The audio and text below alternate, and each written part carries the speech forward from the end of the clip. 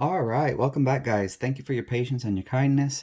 Here's the solutions to the mock exam, chapter 3-4. Number 1 says to neatly graph points O at 4, 3 and G at -5, -3, and the line passing through them.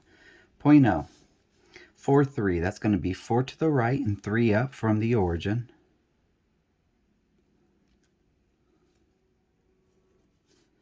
Plot it and label it. Point G, -5, -3 is going to go 5, go back to the origin, 0, 0, and go 5 left, 3 down. And that is point G, that is point O. Connect the 2 points to create your line. Straight edges.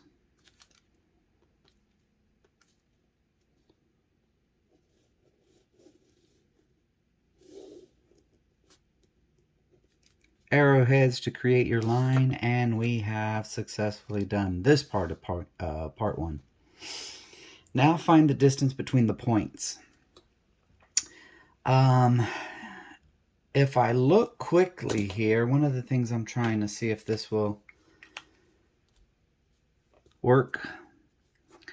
I got 5 units from there to there, plus another 4. So that's a total of 9 units. That's a distance of 9 squares, horizontal squares. From here straight to the point below point O would be 9 total units. Now if I go up, I have to go up 3 and then up another 3. So this would be 6 units. Unfortunately, this time, this does not fit our most famous right triangle of them all, the 3, 4, 5 right triangle. This is not proportional, so it does not share the ratios of the 3, 4, 5. If this was an 8, it would fit the 3, 4, 5, meaning that this would be twice as big as a 3, this would be twice as big as the 4, so this would be twice as big as the 5. A 3, 4, 5 enlarged or doubled would become a 6, 8, 10. It doesn't work that way.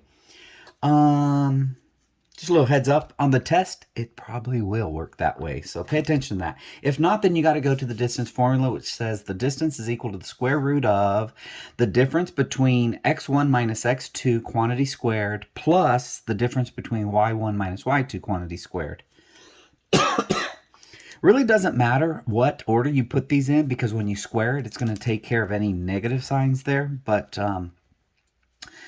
for argument's sake, I'm going to say that this is x sub 1, this is y sub 1, x sub 2, y sub 2, and I'm going to go ahead and plug these in. So I'm going to say the distance between those 2 points, GO, the distance between points GO is equal to the square root of, this is going to be 4 minus a -5. That minus a -5 just becomes plus a +5. Minus a negative is plus a positive. All right, what's the opposite of a negative? A positive. Square that quantity plus, let's take care of our y values. 3 minus a -3 is the same thing as 3 plus 3. If you choose to write this as 4 plus 5 and 3 plus 3, quantity squared, go ahead. It's totally okay. So that's equal to a distance that is 4 plus 5 is 9. I don't need those parentheses anymore because that's a positive number, that's a positive number. So I have a 9 squared plus 6 squared. That's going to be the square root of 81 plus 36, which is equal to the square root of 117. Let me break that down. The distance is equal to the square root 117. If I factor tree this, I can say that's 9 times 13. And I just did a little pre-work before this. Don't think that this just pops in my head. You need to go ahead and understand this is how you need to do it to make sure you simplify it completely. We do know what the square root of 9 is. That's equal to 3, so I can pull a 3 out. So the exact distance between this point G and this point O, the exact distance is 3 square roots of 13. 3 rad 13 is the final answer. All right, now let's find the midpoint. To find the midpoint between 2 points, you add their 2 x coordinates, then divide by 2. So this time I'm going to say 4 plus -5. 4 plus a -5. All of that divided by 2. And that's my x-coordinate. It's going to be my y-coordinate. It's going to be 3 plus a -3. All that divided by 2. Let me see. The midpoint is going to be this. 4 plus -5 is -1. So that's a -1 over 2, -1/2. 3 plus -3 is 0. 0 divided by 2 is 0. This is the midpoint. Let me go ahead and plot it to show you what I mean. -1/2, 0. -1/2, 0 is found right there. That is the midpoint between those 2 points, G and O. What's the slope of the line? Well, we pretty much already found it. To go from G to O, I am going to go 9 units to the right and 6 units up. It's change in y, or delta y, over the change in x, or delta x. Delta y over delta x, change in y over change in x. What I actually had to do was go up 6 right, 9. Make sure that you do the rise over the run. And now simplify. So the slope of this line is up 2, right 3. Every time it moves up 2, it also moves right 1, 2, 3. Up 2, right 1, 2, 3. Up 2, 1, 2, right 1, 2, 3. That is the nice integral slope, meaning that both of these are integers, no decimals, no fractions. We're good to go. Write the equation of the line first in point slope form, then in standard form. All right, let me pick this up so we can see what I'm doing here. Remember, this was point slope form. It's going to be y minus y sub 1 equals m times the quantity x minus x sub 1. Standard form was like ax plus by equals c. All integers. Try to get that a to be positive. Keep the a and the x on the same side with the constant on the other. So there's actually going to be a couple of answers that are okay here. You don't have to give me both, just give me one. Here's my first answer. I'm going to start off with y, and then let's use this point O up here. Let's use this as my points that I use for my first equation. So it's going to look like this. Y, take the opposite of that y value. The opposite of positive 3 is -3. So y minus 3 equals your slope. The slope was 2/3. So it's equal to 2/3 times the quantity x. And then you take the opposite of that x value. The opposite of 4 is -4. So I write x minus 4. That's one acceptable answer. Or if you chose to use the second point, which you have every right to do, your answer would look like this. These are the same equation, just they're in the same form, and we just what's happening is this. We're going through different points. It's kind of like this, if you will. The slope doesn't change. It's always going to be up 2, right 3, up 2, right 3, up 2, right 3. I am choosing to use this point here, the point 4, 3, for this equation. I can use my midpoint if I wanted to. I can use any of these points. You can use any point on this line, so there is an infinite number of equations you can have here. Since I only have 2 given points, I would only expect one of these 2 equations. One, not both. Just pick one. All right. I'm going to say the opposite of this -3 is positive 3. So instead of y minus 3, I'm going to say y plus 3. It's still equal to 2/3 times the quantity x. And the opposite of this x value is plus 5. So again, pick one.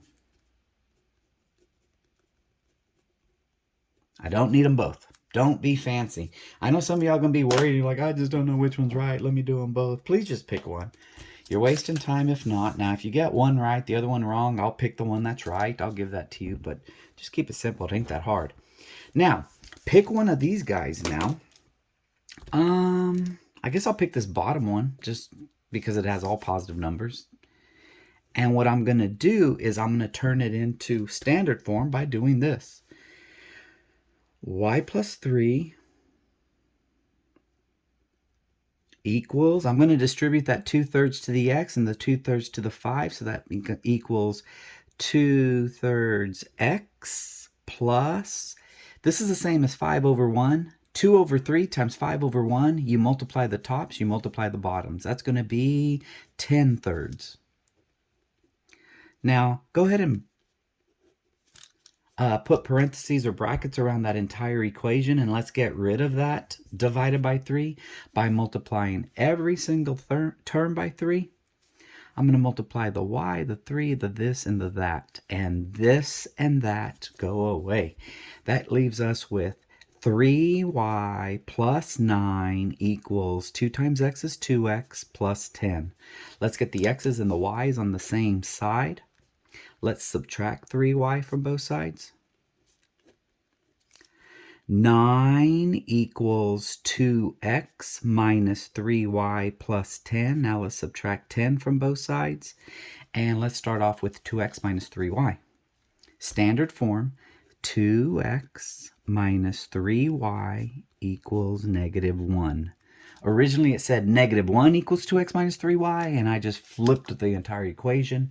No need to flip the signs, because it doesn't matter if you say 3 times 2 equals 6 or 6 equals 3 times 2. If you flip the entire equations, everything on the left to the right, everything to the right on the left, you don't have to do anything with their signs.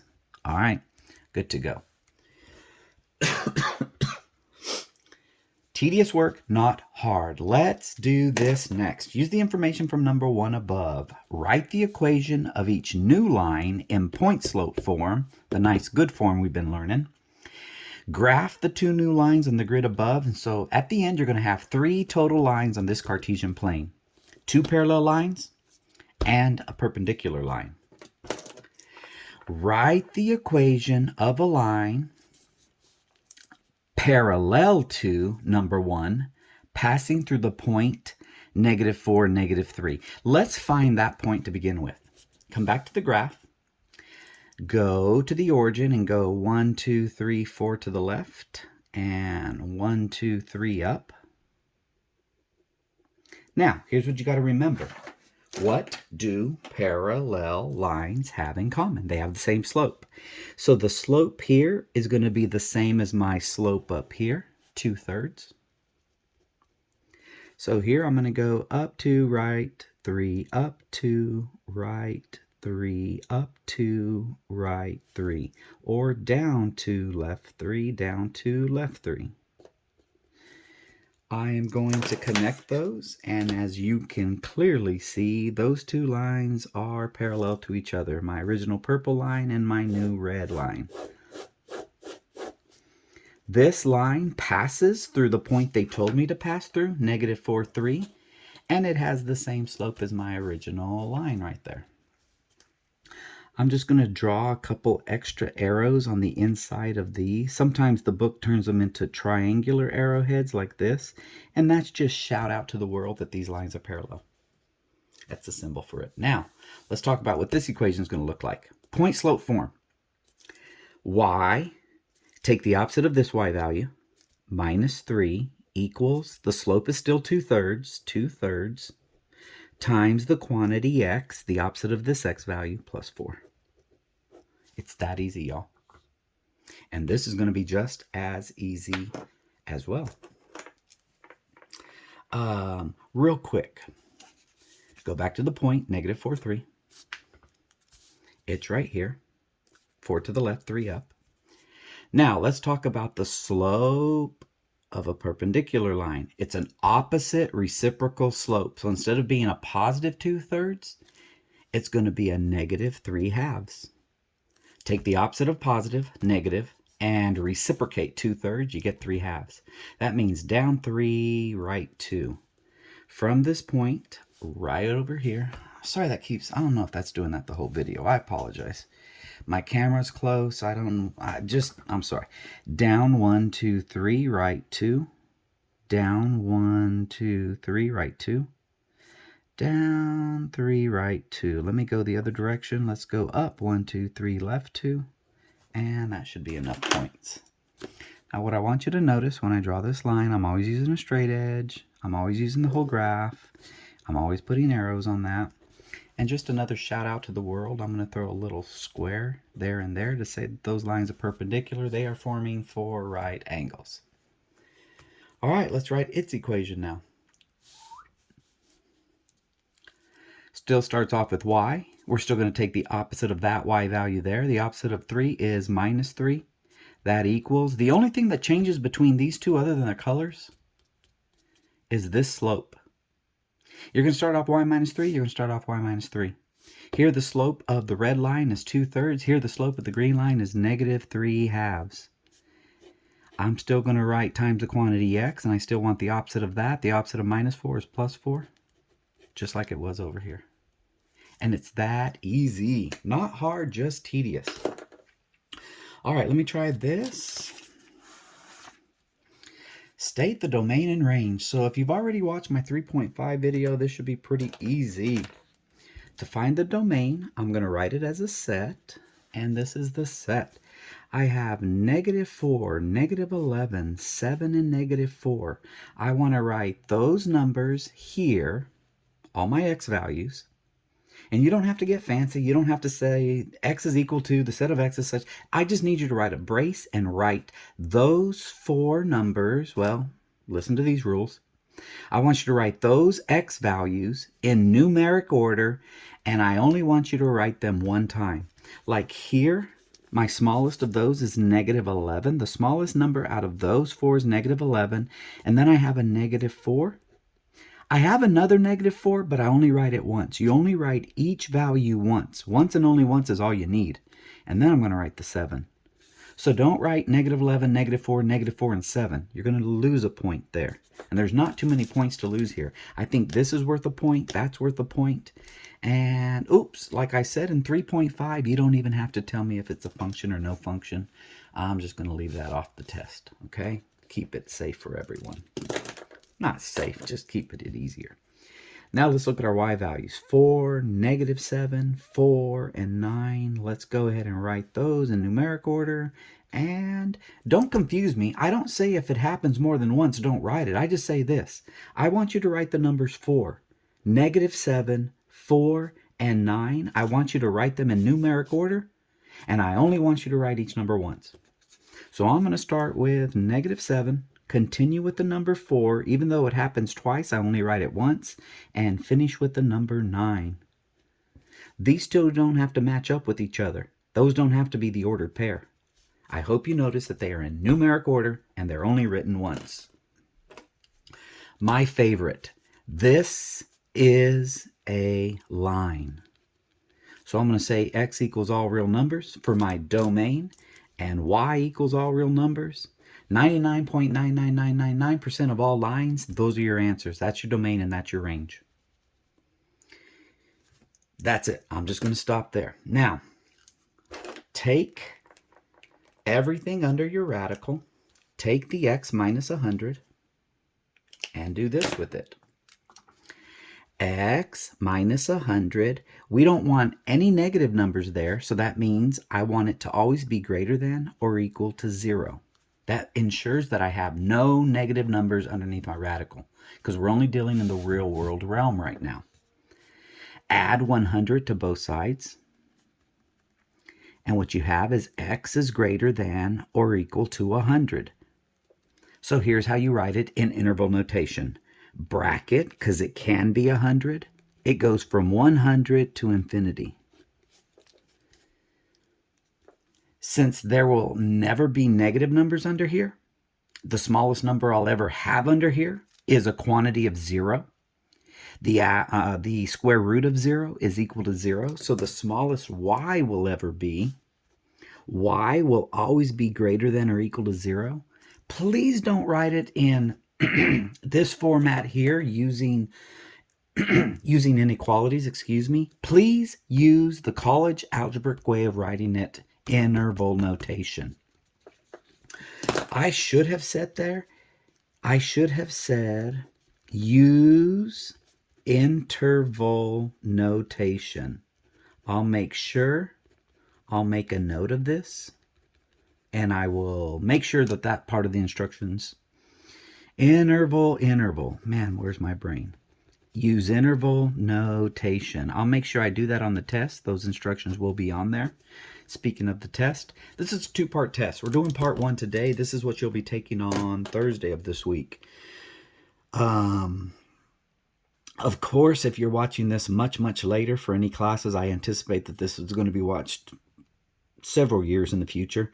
I'm talking to today is Monday, January 10th, I believe, 2022.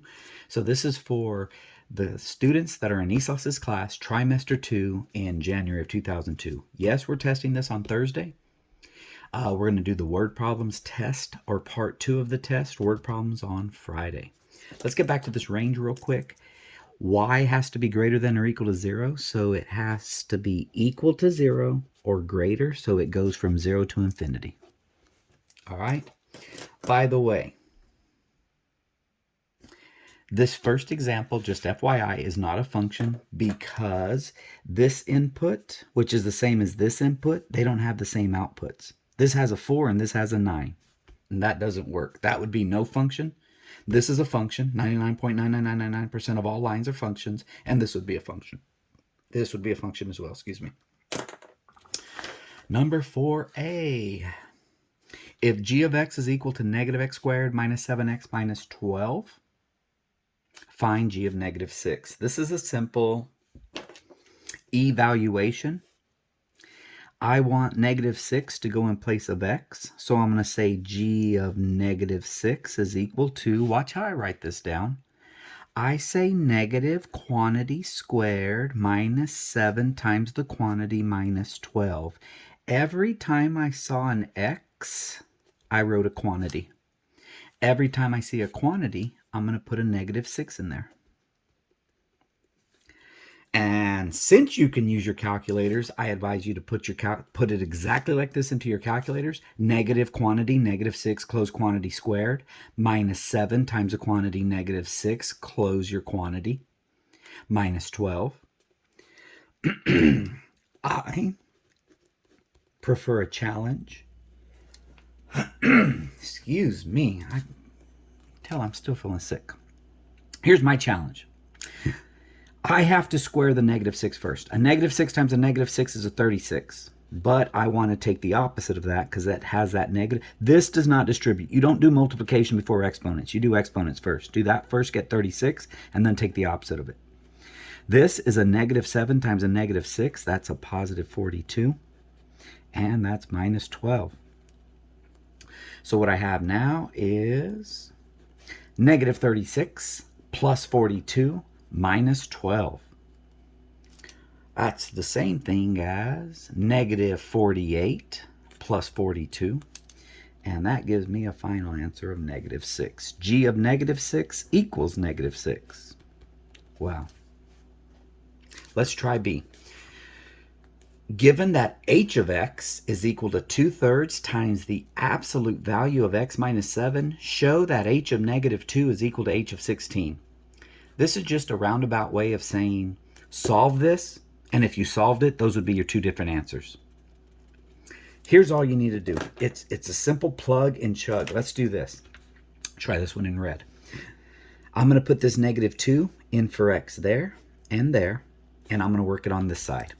H of negative 2 equals 2/3 times the absolute value of negative 2 minus 7, close absolute value. H of negative 2 equals 2/3 times the absolute value of negative 9. What do you do next? Take the absolute value of negative 9. What's the absolute value of 9? Excuse me, I'm sorry. What's the absolute value of negative 9? It's positive 9. So h of negative 2 equals 2/3 times 9. And you can say 2 times 9 is 18. 18 divided by 3 is 6. Or you could simply say 3 goes into 9 3 times. Now multiply 2 times 3. H of negative 2, or just use your calculator. 2 divided by 3 times 9 equals 6. Now watch what happens when we do the same thing, but instead of plugging a -2 in for x, let's plug a 16 in for x. H of 16 equals 2/3 times the absolute value of 16 minus 7. Plugged it in right there. H of 16 equals 2/3 times the absolute value of 9. What's the absolute value of 9? Because that's what we do next. Absolute values before multiplications. The absolute value of 9 is 9, and look at what we have again. H of 16 equals 2/3 times 9. We've already established that that's equal to 6. So H of 16 equals 6. Check this out. H of -2 equals 6.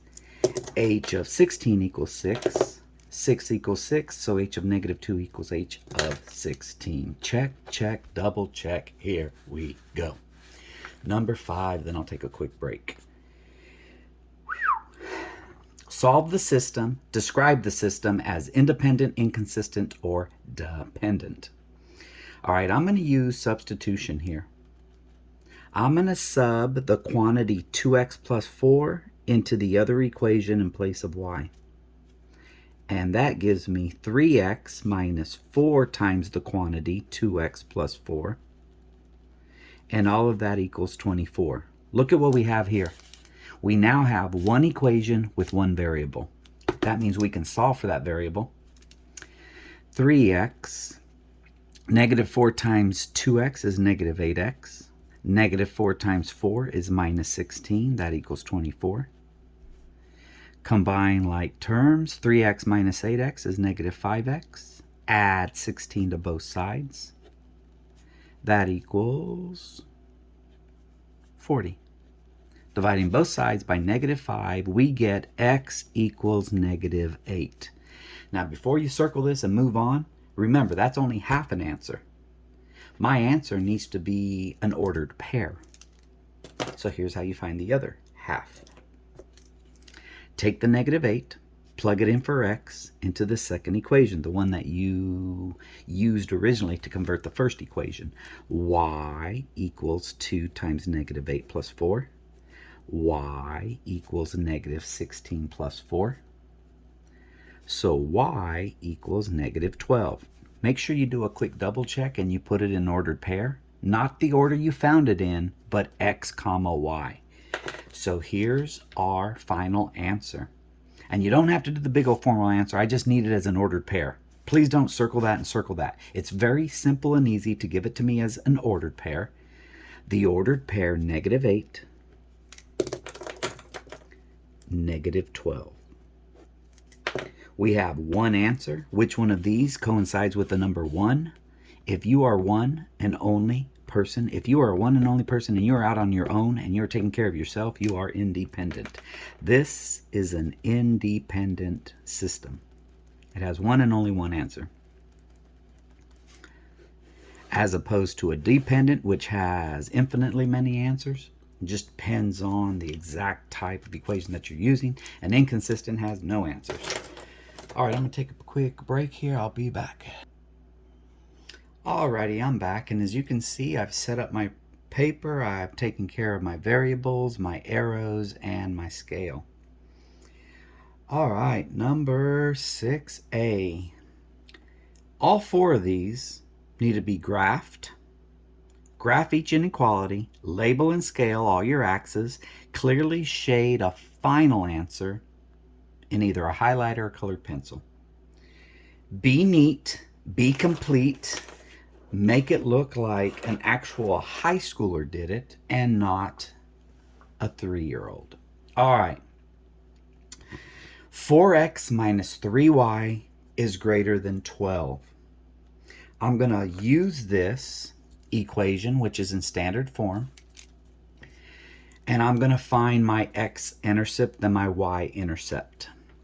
How do you find your x-intercept? Set y equal to 0, cover that up. That leaves you with 4x. Technically is greater than 12, but I'm going to treat it as 4x equals 12. I do that just to see where I plot my point. If 4x is equal to 12, that means x is equal to 3. X is equal to 1, 2, 3. That there, my friends, is your x-intercept. It's that easy. Now, cover up the 4x, you're left with, at least read it this way, negative 3y equals 12. Dividing both sides by negative 3, you're going to get y equals negative 4. Y equals negative 4. Just because I have enough room, I notice to go from this point to that point, I go up 4, right 3. So I'm going to go up 4, right 3. I'm also going to go down 4, left 3. And now I have points far enough away. This is going to be a dotted line. When I connect the points, connect the dots, connect the points, dotted line. Goes through that point, that point, that point, and that point. And it looks a little something like this.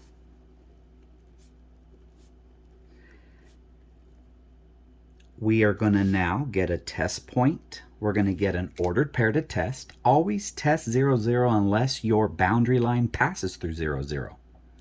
Use the test point 0, 0. 0 there creates a 0 on the left side of the inequality. Write the rest of your inequality and see if it's true or false. Is 0 greater than 12? No, it's not. That's false. So don't go towards 0, 0. Go away from 0, 0. Go away from your test point because the test point is not included in your solution set. And then here's where your colored pencils and highlighters are going to come in handy. That is the solution for 6 alpha. It's that easy, y'all. It's not hard. All right, this one's going to be a little bit more in depth. The absolute value of 2x plus y is less than 4, and the absolute value of x minus 3y is less than 6. Well, I'm going to go ahead and split this up. I'm going to split them up. This is just like the example I showed you on 3.5 that I finally posted up on Canvas and on Remind. If you're not on the Remind app, you need to talk to me and or some of your classmates to find out how to do that, because that's my main source of communication. I'm going to say 2x plus y, and then I'm going to change this to a greater than, and I'm going to change that to a negative 4.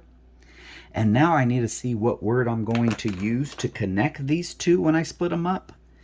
If this is a less than or equal to, I'm going to use the word and. And what? And this. The 2x plus y is straight up less than 4. So see what I did is I dropped the absolute value signs to give me 2x plus y, 2x plus y. The first time I did it, I said that it has to be greater. What I actually did was this. I multiplied this by a negative 1. Well, those absolute value bars actually protected it. So when I multiplied that by a negative 1, it all just kind of went away and I'm left with 2x plus y. When I multiply this by a negative 1, it flips to that. When I multiply 4 by negative 1, it becomes a negative 4. You don't have to know the process. I'm not going to ask you to explain it back to me in depth like that. You just need to know at least this strategy, how to do this, and get in the habit of doing it. Now it's time to graph these two different lines. Again, these are going to be dotted lines. Both of these are, because that's just a less than and that's just a less than. So what I'm going to do is this in red. I'm going to use these to find my x-intercepts. I cover up the y to find my x-intercept. 2x equals negative 4, so that means x equals negative 2 right there. Cover up the 2x. Y equals negative 4. I'm going to come down here to y equals negative 4, and I'm going to go right there. You know, I'm just going to take it since this is such a long one, and I'm going to assume that I draw this accurately enough. Oops, that's supposed to be dotted. See how we can fix that. Dot, dot, dot. Might have some white out that I need to do and use. And if this happens on the test, no worries, man. You should be using a pencil. So you can just use your eraser. But there's always, guys, we are problem solvers. That is our main purpose. Mathematician, scientist, anybody in my class, anybody working here is a problem solver. So here's how we're going to solve this problem. Got a little bit of whiteout. Probably hasn't been used in about 2 years, but that's okay. It still works. If you happen to actually shade in color with colored pencils, you know that's hard to erase, or a highlighter, just come tell me. I'll have extra graphs that we can cut and paste, throw it right back on your paper, and it's going to look beautiful. Look at that. Beautiful. Beautiful dotted line. Nobody even knew. If I never told you, you would have never known. Alrighty then. Here's what I love about this. If you've done any of your homework, you will notice there is a huge connection.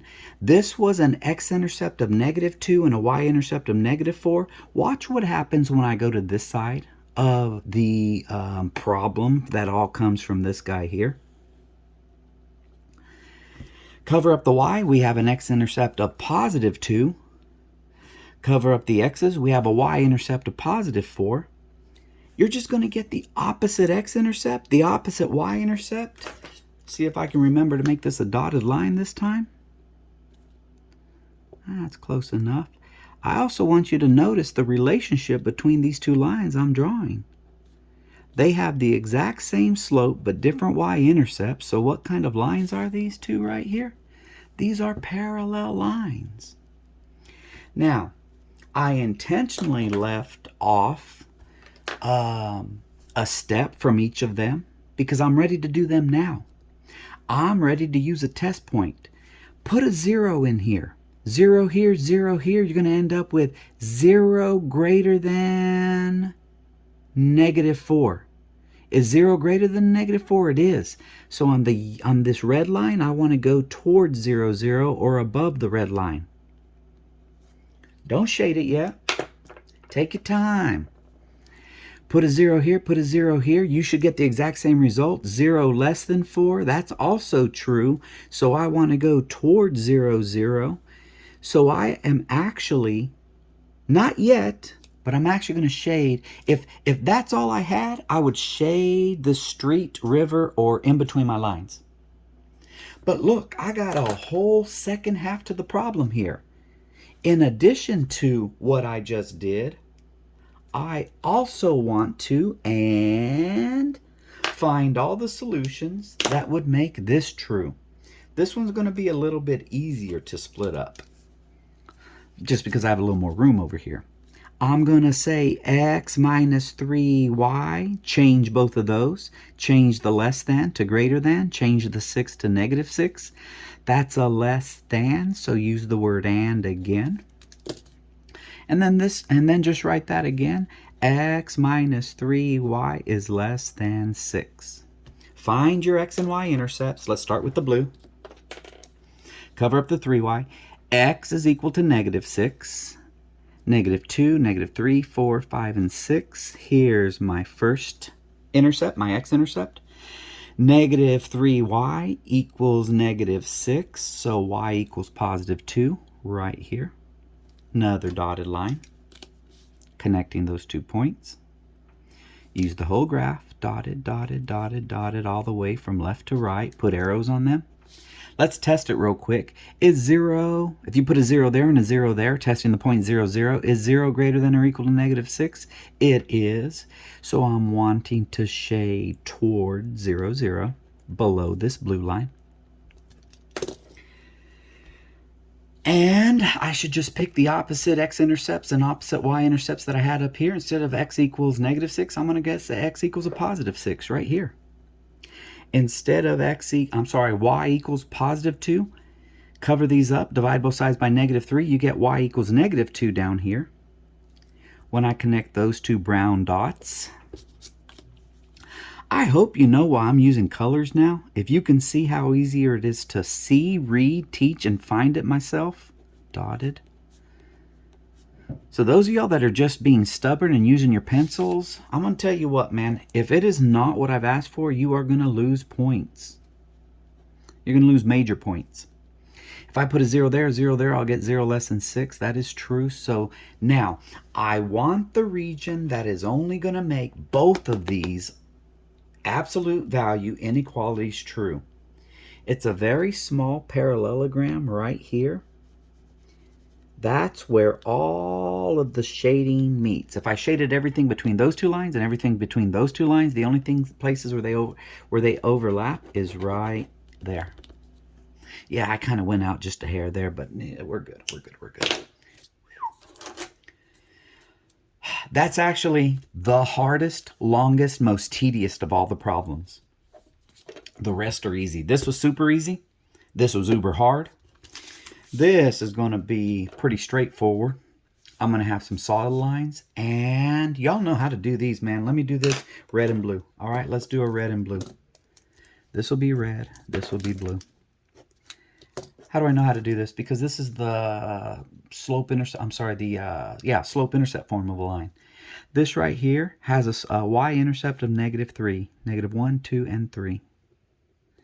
There is an invisible 1 here, so that means I'm going to go up one, right one, up one, right one, up one, right one. I'm going to keep doing that until I run out of room. And then I'm going to go down one, left one until I run out of room. And then those two farthest points, it's a solid line again. All right, solid line this time, or solid lines. I'm going to connect that farthest top to the farthest bottom point, and it will automatically pass through all the points in between. Use the whole grid and arrowheads. Let's use the test point 0, 0. Put a 0 in for y, greater than or equal to a 0 in for x, -3. Is 0 greater than or equal to -3? It is. So I want to shade everything towards 0, 0 or above this line. Let's go blue now. This gives me a y-intercept of +6 right up here. The slope is -3 over 1, so it's going to be from this point down 3, right 1, down 3, right 1, down 3, right 1. I could do it again, down 3, right 1.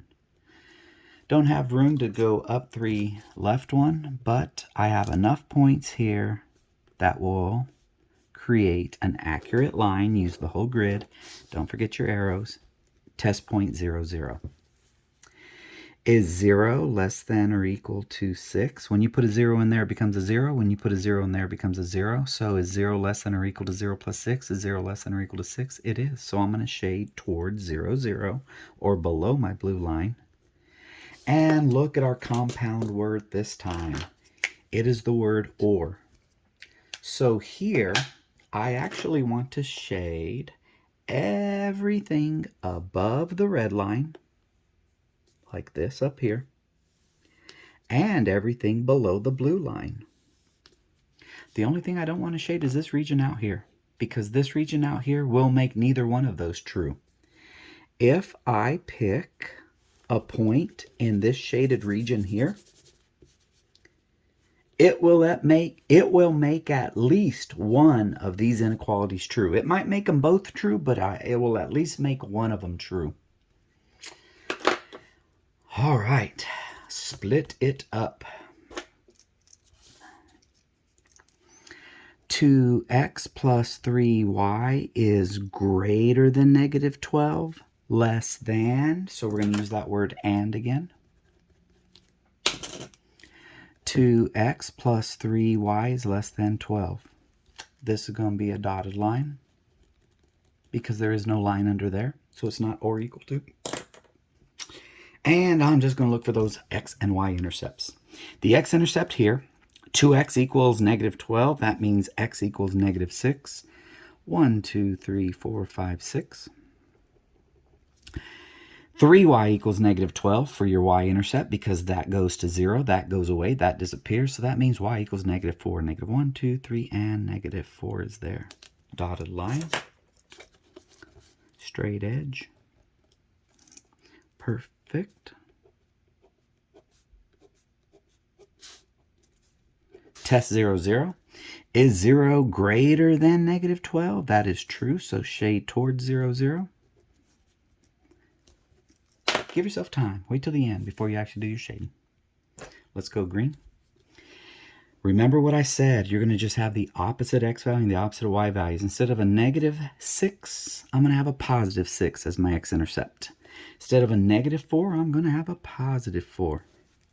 those are the things that you realize happen. I'm going to connect those 2 points with a dotted line. I'm going to make sure that when I draw it, that it's parallel to this one. That's kind of the uniqueness of the situation. I know that I'm going to go this way. I already know it, but I'll test it just to prove it to you. If I put 0 and 0 there and there, I get 0 is less than 12. That's true, so go towards 0, 0. And that means I am going to shade this little river that happens to run between these 2 lines. Colored pencils work good. Highlighters work good. I don't want to see boring gray scale. If you do not use a highlighter or colored pencils, I will not give you full credit. It's just too dang messy. You think I'm being ticky-tacky? I don't care. I don't give a damn. I don't. All I can tell you is this. Not trying to be rude or mean. I'm just lost my patience. I have to grade this. This is going to be the most tedious test you will take in my class during this trimester. But that also comes back on me, meaning this is going to be the most tedious test for me to grade. And if I have people that will not even take the seconds, the few seconds that it takes to make this look like that, how hard is that? If you're going to be lazy and you're not going to do it and you don't care to do it, then you cannot earn the points that every one of us earns who do it right. All right. This was the last lesson out of chapter 4. It was systems of equations in 3 variables where you had x's, y's, and z's. The name of the game here is to try your best, either through substitution or elimination, is to get rid of the... Right now we have 3 equations with 3 variables, 2 variables, 2 variables. See if you can whittle it down to 1 equation with 1 variable. And it just takes practice. Sometimes I do it this way, sometimes I do it that way. Here's what I'm going to do right now. I'm going to look at these 2 and see what I can do with them. When I notice those 2 x's are exactly the same, identical twins, positive x, and those 2 y's are exactly the same, identical twins, negative y, immediately I want to do this. I want to take those 2 equations and I'm going to add them together. Watch what happens. I misspoke. Let me multiply one of them by -1 first. Okay? Let's keep the top one like it is. And I'll tell you why, because it has a bigger number right here. 12 is bigger than 7. So I'm going to leave that as a positive x minus y plus z equals 12. Warning. I'm going to say this to everyone. Not everyone's going to listen, but that's your fault. Please write your z's weird like this with a line through them. I had very intelligent students in the past, males and females. They did not do this. They got confused. They thought that was a 2 later on, even though it's clearly not a 2. And they ended up subtracting 2 from both sides and getting all discombobulated because they couldn't even read their own writing. Don't let that be your mistake. If you understand me, say check. Check. Thank you. Now I'm going to multiply the next equation by... Oh my goodness. Did I make this mistake? No. We're good. I'm going to multiply the next equation by a -1. Let's multiply all of this by a -1 and bring it over here. -1 times x is -x. Negative y times -1 is positive y. There is no z to multiply by anything, so skip the z. And that equals -1 times 7 is -7. Let's add those 2 equations the way I said to at the beginning. A positive x and a negative x cancels to 0. A negative y and a positive y cancels to 0. A z plus 0 is still z. And 12 minus 7 is 5. Looky there. We have our first answer. Z equals 5. I'm going to take that z equals 5 and I'm going to plug it into this equation right here. It's going to say y plus 5 equals 2. Subtract 5 from both sides. Therefore, y is -3. Now I'm putting little boxes on them, but that's not my final answer. There's a certain way to write it. You'll see how that works. Oh, dang, I hope I have enough battery here. Battery's about to die. I know my y value. I know my z value.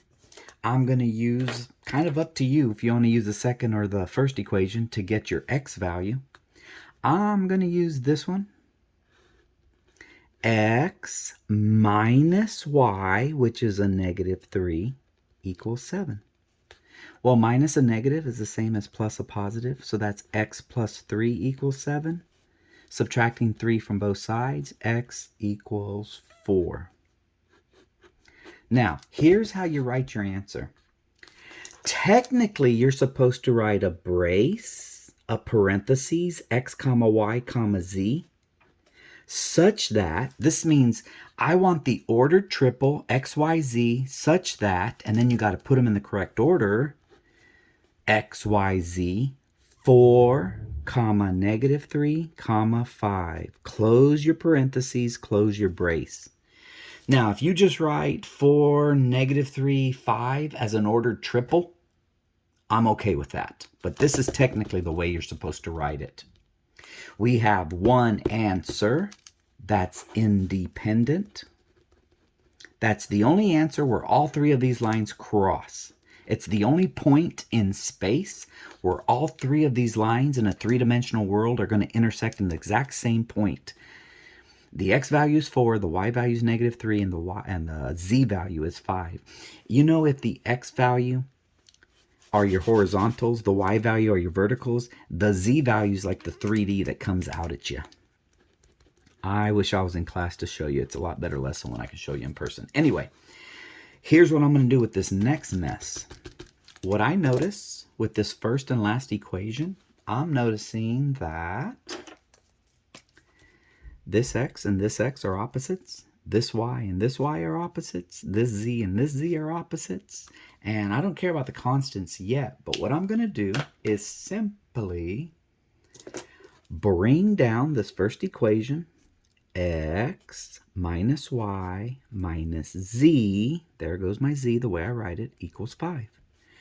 Take these two equations and let's add them together. When you add them, I want you to draw a line and literally add them. What's a negative x plus a positive x? It's 0. What's a positive y plus a negative y? It's 0. What's a positive z and a negative z? It's 0. What's 0 plus 0 plus 0? It's 0. What's a -5 plus a positive 5? It's also a 0. And look at what I have. All variables disappeared. I'm left with a true statement. So that means, first of all, this is the opposite of independent. It doesn't have just one answer. It has infinitely many answers. We say that's a dependent system.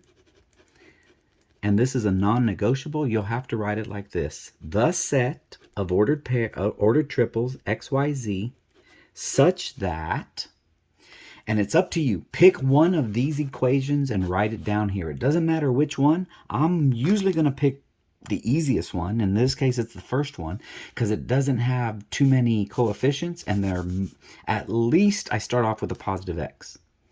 This has more positives, at least more positive variables. I don't care which one of these equations you write down, but you need to write one and only one down. I'm going to say x minus y minus z equals 5. And what this is telling the world, if you can find an ordered triple to make this true, it's going to make them all true. Because they're not three distinct lines going like this. They're actually all the same line. On the same space. They're just kind of in weird forms. All right, last but not least, part C. I have x plus, I don't want to read them to you. It's going to waste time. But I do notice this. I notice I can either double the second equation and then add it to the first to start eliminating. I'm using elimination if you can't tell here. Every single time that I have problems like this, I use elimination, some form of it. What else I can do is I can take this first equation here and multiply it by -3 and bring the resulting product down here. I'm going to distribute -3 times x is -3x My goal was to get rid of those x's. Let's see what else happens.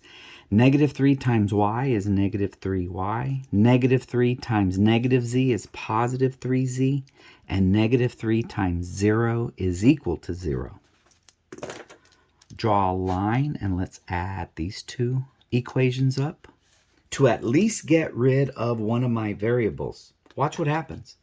These are opposites, these are opposites, these are opposites. So that becomes 0, that becomes 0, that becomes 0. 0 plus 0 plus 0 is still 0. I still have to add these two numbers. Negative 1 plus 0 is negative 1. That, unfortunately, my friends, is false. So this is an inconsistent system.